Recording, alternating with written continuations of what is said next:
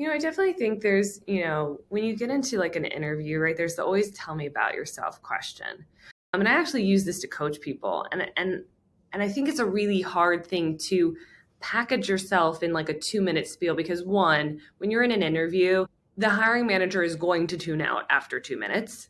And two, you need to have something that they walk away at the end of that interview remember. So I think for me, it is a way to just sort of have a clear and easy way for people to kind of identify instead of Nicole, the product person, or Nicole, she leads this group or this project. It is somewhat a universal way to describe me. And it's something that my CTO at my company, like I'll be in meetings with people I've never met before. And he's like, Nicole, also known as my Mary Poppins of Product. Like it is now it's intrinsic to how people also reflect me to others, which is kind of crazy because I never really envisioned it would catch on like this. Hello and welcome to Somehow I Manage Product Teams. I'm your host Naveen Pichandi and I'm on a quest to have conversations with product leaders to uncover how each of them skillfully wield the art of managing people and products. I'm joined today by Nicole Castillo, the VP of Product from News Corp. Nicole leads the News Corp's mobile application development platform, which is the foundation for 32 plus iOS and Android apps for the News Corp brands. Some familiar names like New York Post, Wall Street Journal, The Times, Sun, and many more.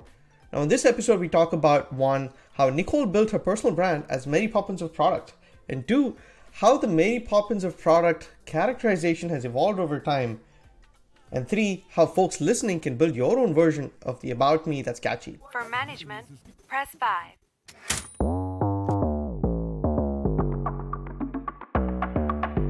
If you're really interested, it is called Somehow I Manage.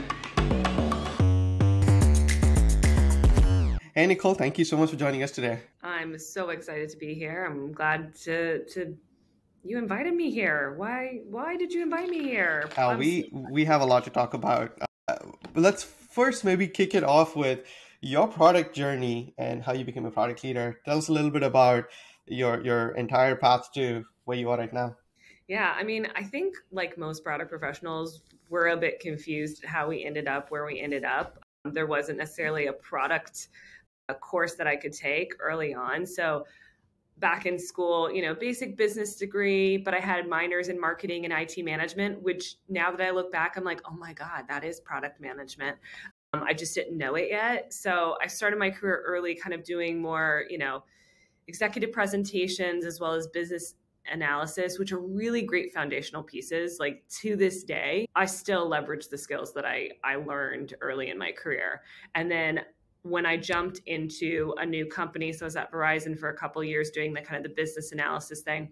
I moved to another company. I was doing business analysis, but they were also going through an agile transformation journey. So they needed kind of a first ever product owner. And what does that really look like? And so I went through both the agile transformation with that company, but also their product transformation. So really helping them understand and kind of place people and coach people into what does both agile and having product owners look like. And then that organization also created a new product organization. My former boss was leading that. So I kind of followed him up the ranks as well there. And my newest iteration, fully product. So I've been in product now officially, I think, for probably like 5 years, but I always say I've been in product and technology for 10 plus years. So my latest iteration of product has been at News Corp doing media, and I absolutely love it. But right now I'm in definitely a more challenging space, but in a very different way. I'm less managing actual products day to day. I'm managing people who build products. And doing more in that kind of strategic chessboard moving and trying to figure out how we get funding, how do we move these things forward, how do I talk to the people that I need to in order to help my team succeed. So it's been a journey. I love it. I've been in a lot of different industries doing this, and I can't wait to see where else it goes. But that's me to date. That's fantastic. The chessboard is all this podcast is all about, on how people move their chess pieces. Now, this is great. You said you just started sort of managing a team of product leaders. Maybe tell us a little bit about what News Corp does, kind of the product that y'all build and the team that you manage. Just curious what y'all do. Yeah, so News Corp, one of the biggest media companies out there. So we have, and in particular, I sit at the center at News Corp, and that means that I support our Dow Jones brands. That includes Wall Street Journal, that includes Market Watch, a lot of those financial, very heavy duty news brands, as well as, kind of more interesting and creative brands like New York Post. We also have businesses in UK, in our News UK. So that's the London Times, that's the Sun. We have a broadcasting business over there. And then we have News Corp Australia, huge amount of titles over there. And I sit in the center. Specifically, I started working on mobile. So what I do is I try to kind of make sure, one, are we doing things to the best of industry standards, really making sure that I'm kind of a subject matter expert on how is this new Apple requirement impacting all of our teams, and making sure that everybody is working on it so that we're compliant as a company. But also, how is what one team is doing in particular beneficial and other teams could learn, and how could we make things more shareable in terms of whether it's code or best practices. So really, really very interesting and a bit different than some of my other companies. And where I also started, we built an internal mobile platform so that we have some of our mobile apps that people use today being supported by that app framework. And so it's also more of an internal developer tool, which again, a different angle for those who've done consumer facing, like an actual app, versus more of an internal, somewhat B2B in the sense that we're building for engineers internally. So it's a bit also internal open source. A lot of terms there I threw out at you. So it's a bit of a mixed bag, but I absolutely love that I do a little bit of everything. And much of what I do at News Corp, I tell people this stat all the time, 80% of my job is just relationship more than anything else. Yeah, interestingly enough, I think I see this as a pattern as you go up the ranks a little bit and you become a bit more of a product leader to a relationship. I think relationships are kind of maintaining those relationships is what gets you to I guess exceed kind of the work that you do in some cases. I think what's more interesting, it's more unstructured the higher you go. So when you start in product, you have stakeholders, right? And you have stakeholder management, and there's sort of a toolkit, right? Of here are the people you talk to and make sure you engage them in this way. And these are the type of meetings that your stakeholders go to. And this is what you need to get out. As you move up the ranks, it's a bit nebulous. It's these are people that get things done, or these are the people that I need to influence to make sure my project has funding, or that people are bought into this idea and I got to sell them on the side here before this type of meeting. There's not really a playbook, but you have to build these really kind of innate abilities to kind of suss out who are the people that are needed for the right conversations at the right time in the right kind of setting. It's that chessboard keeps coming back as a theme. Yeah, I completely agree with you there. It's just that I think that is one of the art forms of being a leader there too, right? So one thing that I wanted to talk about today with you is if anyone's looked at Nicole's LinkedIn profile, the first thing that stands out is Nicole is Mary Poppins of Product. And all of this comes out, and I want to talk about it today because there's a Medium post where you've written, which is what caught my eye and when I read about it, about your unique approach to product management, which is the Mary Poppins approach to product. Can you break that down for us? Maybe give us a background for what it is, how did you come up with it, and how do you really use it, and some of the takeaways with that whole approach? Yeah, so weirdly enough, I had this question asked recently. I did a talk on this as well. Product Collective at their New York product conference. And somebody asked me afterward, how did you come up with this? What was your process? And I said, one day I saw this thing and it sort of was like a click moment. I texted one of my old bosses and was like, this sounds like me, right? And that was all the validation I needed. He was like, yeah, that's totally you. And then I put it first on my LinkedIn because I sort of and I didn't really think about it. I didn't think am I really branding myself? What does this really mean? And I don't put it on my resume. Oddly enough, it's now become something that I'm known both internally and kind of externally for. So I actually sort of did it reverse style, where it's sort of the sense of who Mary Poppins is. I think something always comes to people's mind, right? Is, even if you've maybe not seen the movie, but I think of the Julie Andrews one of my childhood. And just this sort of person that is both really strong and capable, but also just super lives in this weird world of imagination and excitement. And I just thought I didn't have it all mapped out, but I was like, this is me, right? I kind of come with a lot of enthusiasm, but I get shit done. Like, I don't know if that's sort of the tagline of it. I never really put it together. And then I started digging and I did a bit of research, on, there's also certain phrases from that movie that we all know, like a spoonful of medicine helps the medicine go down, or supercalifragilisticexpialidocious. Try to say that 7 times fast in this podcast. And I started building this story, this narrative about how I approach things. And so like a spoonful of medicine, if we take that one and we unpack it a little bit, to me, that's all about like, I use humor regularly. And I use it to break tension. I use it to, build team camaraderie. That's my spoonful of sugar. It is something that I think goes really well with my approach to things. It's something that I think can be leveraged easily in situations because let's face it, product management, it's all about tensions, the tension of your stakeholders, the tension of the customers and those needs, and trying to figure out how to prioritize those conflicting pieces. Well, oh, we've got this data saying this, we've got this person screaming very loudly about this. So like, how do you get through a day too? And sort of like with humor.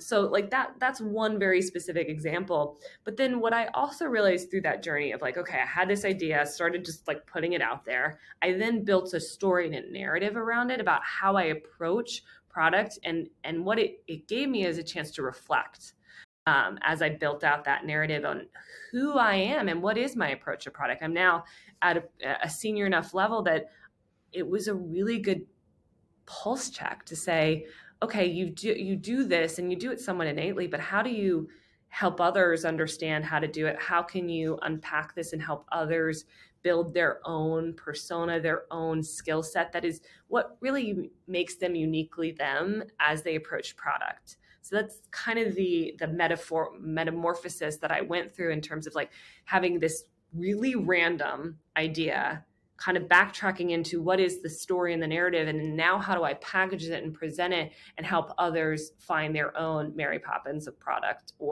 And it doesn't have to be that clever, so don't think that you have to name yourself. I gave this example at the talk. You don't have to become the Pikachu of product management, because first of all, if you can't explain that, it's not worth putting it out there. Yeah, that's a great point, where the characterization of whether you're Mary Poppins or, to your point, Pikachu or Iron Man of product, whoever that be, that doesn't really matter, but you kind of picked something that best represents you, right? I think that's kind of what caught your eye, to your point. Yeah.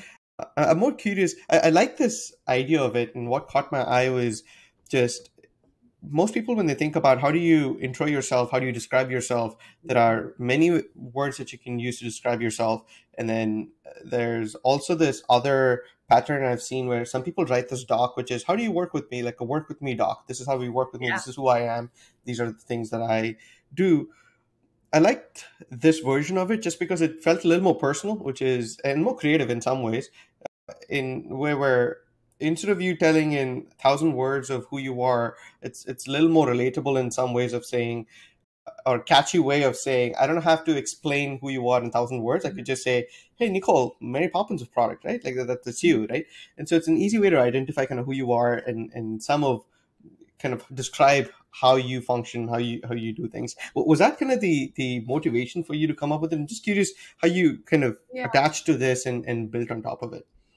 I definitely think there's, when you get into like an interview, right, there's the always tell me about yourself question. And I actually use this to coach people. And I think it's a really hard thing to package yourself in like a 2-minute spiel, because one, when you're in an interview, the hiring manager is going to tune out after 2 minutes. And two, you need to have something that they walk away at the end of that interview remembering, because they may be interviewing a lot of candidates. They may also just have been really busy that day, and you need something to kind of solidify in their minds. So I think for me, it is a way to just sort of have a clear and easy way for people to kind of identify, instead of Nicole, the product person, or Nicole, she leads this group or this project. It is somewhat a universal way to describe me. And it's something that my CTO at my company, like I'll be in meetings with people I've never met before, and he's like, Nicole, also known as my Mary Poppins of Product. Like, it is now it's intrinsic to how people also reflect me to others, which is kind of crazy because I never really envisioned it would catch on like this. Yeah, it's part of this, I guess, organic evolution. I'm sure your character of being Mary Poppins also probably evolved quite a bit where you want. I think you sussed out three main kind of areas, right? Which is you uncomplicate things, you prioritize, and the complex word, I still can't pronounce that. That's kind of the three things that you sussed out and said, this is how I associate myself to being Mary Poppins of Product. How did it start? Like, what was the first draft version of this, and how did it get to kind of your three big like takeaways or characterizations? So I realized that like there was a gap, right? Is I'd made this decision to become Mary Poppins of Product, but I sort of didn't have anything to back it up. And I was like, I'm going to write something because I'd also given myself a challenge to say, I want to do more writing this year.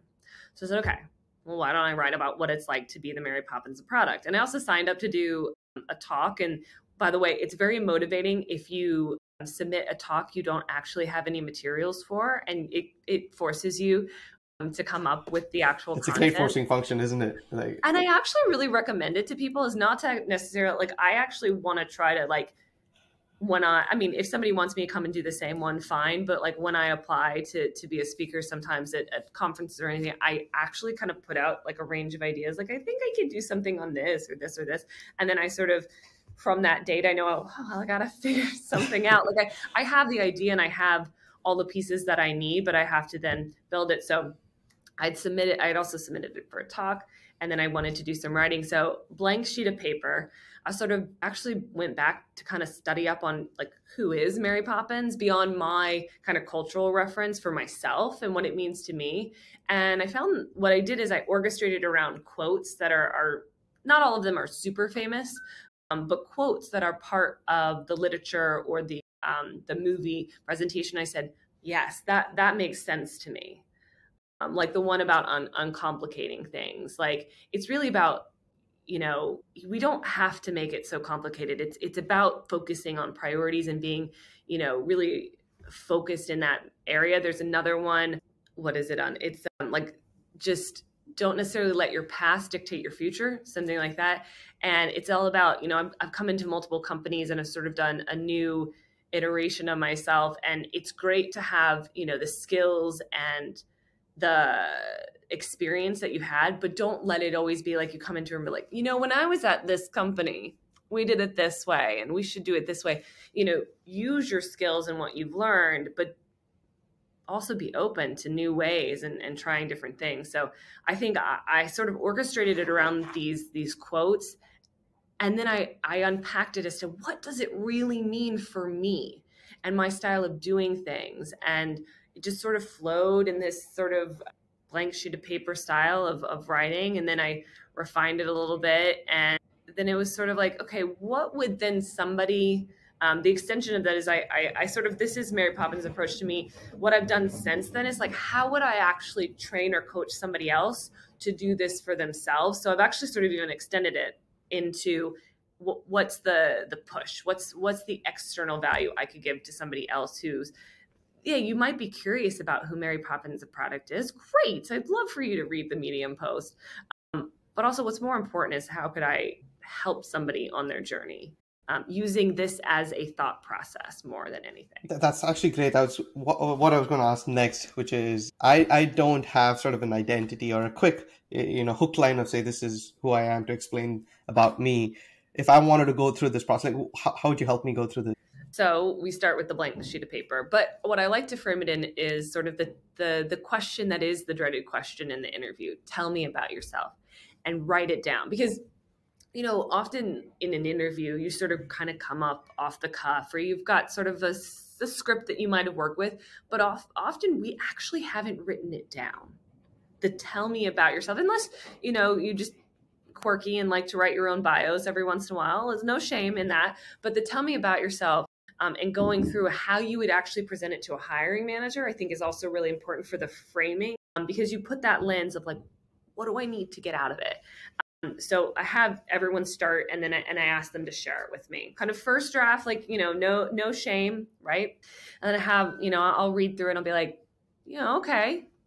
Right. So I'll give two examples. So one woman that I work with and I mentor, she had come up with this amazing concept, or I thought it was amazing, of, a full stack product manager. Now we've all heard of like full stack engineers. She came up with this really cool concept of a full stack product manager. And I was like, I love it. What does it mean? Right. So it was a thing, right, that she felt described her because she had been an engineer, a full stack engineer, and she was sort of framing her journey in this very concise way. And I was like, I love it. But now explain it. What does that mean? And why is it valuable for somebody who wants to hire you? Why is this unique? Why does this make you? I had another woman send me one, and it was just very generic statements. I've been a, recognized leader. I've, do this. And I'm like, what is it that's you? This is just reads like a solid, been in product for a while, but like, there's no personality here, so I gave her a few questions. I was like, what's the uniquely you? What's the thing that you get out of bed and you get excited to do product management today? So I try to, but I like to frame it very generally and then start asking those like more detailed questions as we go through, and we refine the process. But then after that, it's really sort of like continue refinement and then continued like sharing it with people again, refining it again, sharing it again, and kind of keep coming back in that way. But it's all about finding the uniqueness, the angle. It doesn't have to be a set of words. Like I remember several years ago when I was applying to a job where, and this was after probably like 10, 15 interviews, where I finally realized I had sort of a thing. And it was that I was a constant transformer, in the sense that every company I'd been to, I'd been transforming along with them, whether or not they were going on an agile transformation or product transformation. I had been at the epicenter of transformation. And it was something that I could still explain really well. And I could say, how I'm adaptable, how I led through those. And it's sort of, but it kind of solidifies a story and kind of thinking in terms of storytelling. So those are a few pieces. Yeah, that sounds very interesting. If I were to sort of summarize like the steps that you take, one, almost you start off with tell me about yourself, and then you almost kind of break it down into areas where if it's generic enough, give me a hook line to almost summarize it in some way. So you give you a hook and then you listen further, and then give you a hook and then at least segment it into some hooks where you bring the person back into the attention in some way. Right? Because when I was reading through yours, that's kind of what I took away, which is as soon as you start uncomplicate, I was like, okay, what does that mean? Or a spoonful of sugar helps the medicine go down. What does that mean? And then it got me hooked on to reading more and more about that. That entire Medium article was pretty much about you, like who you are. And that's you tell me about yourself, right? Yeah. And so I found that very interesting, just because it is very similar to how you build product, where you are your own product and you're trying to build your own brand. Every brand has its logo and a tagline in a way that you identify that brand and you can associate yourself with that brand in some way, right? Yeah. And everybody knows what the Apple tagline is or the Nike tagline is. And this is your tagline. Like, and when people say Mary Poppins of Product, it's Nicole. And so I like that approach to thinking about yourself as a product and how would you go about it. And this whole tell me about yourself is also a little more of your acquisition flow. When you're telling about yourself, see where your drop off happens. If you're like 2 minutes in, you're talking about it and they're like, I'm not even listening anymore. I guess you've lost your recruiter, or you've lost the person who's listening to you. And you're using ways to keep the listener hooked on to, tell me more.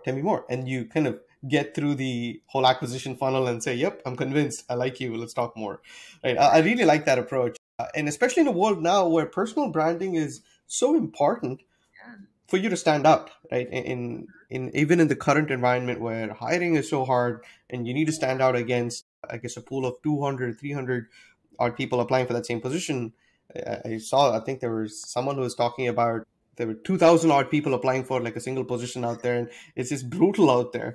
And so in that kind of an environment, for you to stand out, it's very important, which is why I wanted to talk to you about this, because folks listening to it, if this helps, I think they can go through this introspection and think about how do they build their about me's to stand out? Like, how do they best explain themselves, create a tagline for themselves where they stand apart in, I guess, across the whole pool of other folks that are out there.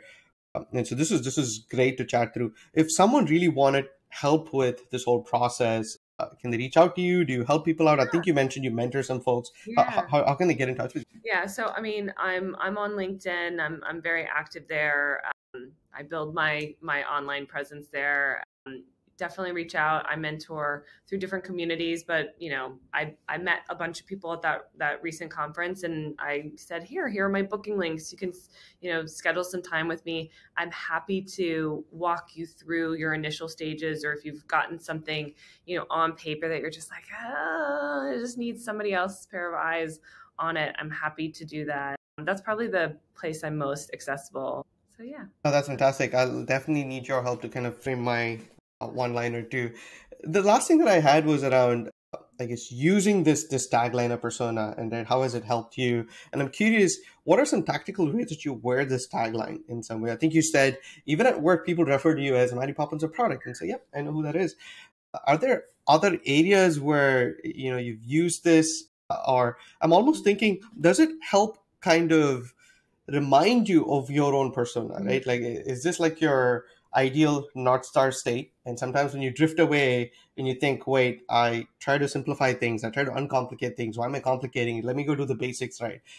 Right. It was just very interesting because I was going through a recent coaching session when one of my coach gave me a feedback. They're like, what animal do you best relate to, right? They're like, and then we ended up with lion after a big thought process, and they were like, I want you to think of like a lion. Like, I want you to be a leader like a lion in some ways. You go into these meetings, you don't talk too much, you sit back, ask the right questions, and get the folks. There's a way of how you handle certain things without going into a lot of the details. But they told me to be a lion, to remind yourself to be a lion versus, a beaver who's just constantly in the weeds trying to do their work. Put a wallpaper of a lion on your phone or on your or laptop or whatever that is. Right? It constantly keeps reminding you need to be like a lion. Like, that's kind of your animal of sorts, right? It's your spirit animal. God, I love that you have a spirit. I actually don't know. I guess I chose lion for, we went through the whole process and it ended up being a lion. But I guess that's what it is. And it's kind of minute things like these, which I was like, wait, what? Change my wallpaper to a lion? How does that help? But I noticed that the psychological aspects of it kind of help you reinforce there's association to that line. I mean, line by itself, I'm not going to go growling all over when I'm walking around. That's not the point of it. But it kind of associates to certain qualities that you want to reinforce, and that kind of helps. Like, do you do things like that kind of helps you? I'm curious kind of how you use it. I mean, I think, it's helpful when, like, in the scenario that I told you where my CTO introduces me in meetings again, I think it sort of gives people an instant frame for me, and sort of like, again, cements me in their minds. Ironically, I don't actually, unless I'm going to a conference and I'm talking about this, I never introduce myself as Mary Poppins of Product. I sort of let others sort of suss that out through connections with me, etc. I think in the framing is really, really good that you mentioned, is sort of like how I bring myself back.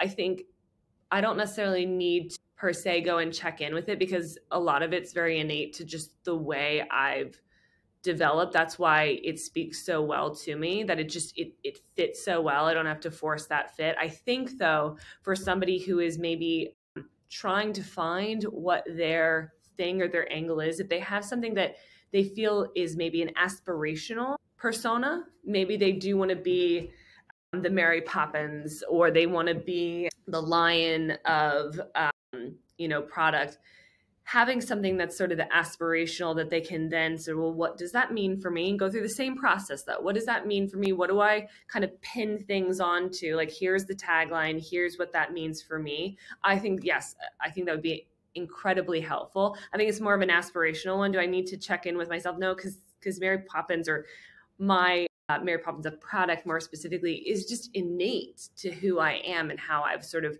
built up my experience and how I just approach things naturally. That's great advice too, because you don't have to kind of force it on yourself to keep reminding. There are ways where it's a representation of you innately, also, not this is my North Star always, and that's what I want to be. I'm not there yet. So that's also it can be both, though. I think it could be both, depending on where you are in your career where you want to be. Maybe you just don't have something quite figured out, but you have something like, this feels like it could be me. It feels like I'm oriented. And that could be just as valuable in, again, setting the tone when you are explaining yourself, who I want to be as a leader. I mean, how impactful is that? You go into a room like, this is what I want to be, and this is what I keep checking in on myself and always constantly reframing against. I think that's incredibly valuable. Yeah, this is great. A few other, I guess, identities I've recently noticed and I've kept an eye out for to see how people brand themselves is there's this gentleman who's, I think, now super active on LinkedIn and on Twitter, who's building a company called Dula. He calls himself like Mr. LLC, and that's picked up. Like a lot of people refer to him as Mr. LLC. And then I think I found some other gentleman who writes a Substack. He's called the AI guy. And so there are ways where I think people pick up these taglines for. Yeah, there's a woman who does like financial reporting, Mrs. Dow Jones on Instagram. She's great. She does these like light packed financial recommendations, and she's built her business on this and has a newsletter, and she's great.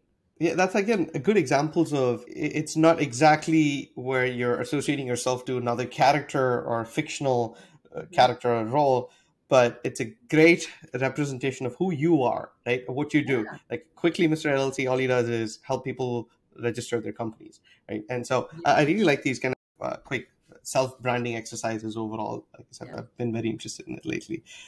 And so this has been great. This has been super helpful, and we'll make sure to put the links to how people can reach out to you to help get through their kind of tagline of who they could be. I have a few rapid fire questions for you. Are you ready? Ready. Cool. The first one is the default. Your most recent wow moment using a product. Most recent wow moment in a product, not in one of my own products, but I've been doing a lot of experimentation with all the AI technologies and products, and I think when you just sort of see it spit out these crazy interesting responses, like, I mean, wow, we are living in a new world, and how this can apply to other products is just, I can't wait. Even how our industry, product management, is going to change, it's just mind blowing. We're so used to thinking machines are dumb, and you have to construct your kind of questions and search queries and things like that in a way that it can remotely give you what you want. And most times you expect your responses. The fact that you get such completely unexpected responses with these chatbots kind of blows your mind, doesn't it? It's I'm nice definitely with you. Chatbots too, by the way. I've heard a lot of people definitely don't want to be on the wrong side of it if things get out of control, for sure. Second question, if I asked you to recommend one book to folks listening to this today, what would it be and why? I would, I think it's called Designing Your Life. It's by some Stanford design experts. I'm getting all the wrong detail, but it's an incredible book, and it's not even just about product. It's just about how you reflect on where you want to go in your job, where you want to go in your career, in your life. It has some really, really great tools like that you sketch out, like, where do I spend the most time in my day? But where do I get the most energy? And it's really great. I even recommended it to my husband when he was sort of like, I don't really know if I love my job. It's a really great book. I think Designing Your Life.